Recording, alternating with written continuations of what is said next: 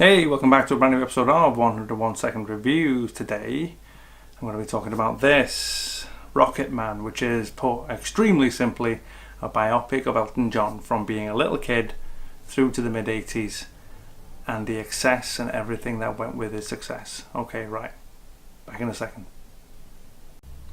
Okay, right, so Rocketman. Now, I'm not afraid to admit, or ashamed to admit, that I wasn't particularly looking forward to this to a certain extent.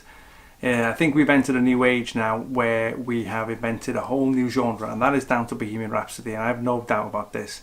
Because they're not biopics, these films, to a certain extent. They're kind of like musical celebrations, if you like. So much of the emotional energy of the film is based in the songs and in the this kind of like extraordinary back catalogue that these artists have. That the dramatic element of the film, I think, is secondary in a certain way. But I have to say that I found this to be way better than Bohemian Rhapsody in every which way imaginable.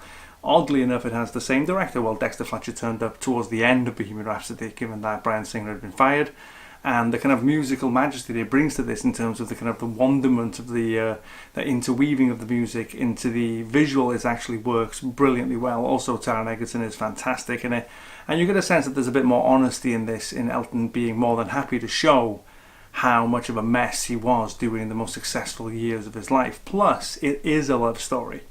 It's a love story between Elton and Bernie, obviously, and not between Elton and any one of his partners at that time.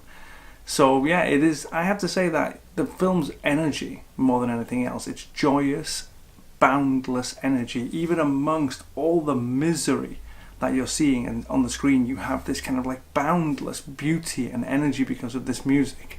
And it really works. The combination of the two bizarrely works phenomenally well. You come out just bouncing. Beautiful film. Okay, right. Thanks as always. I'll be back again soon.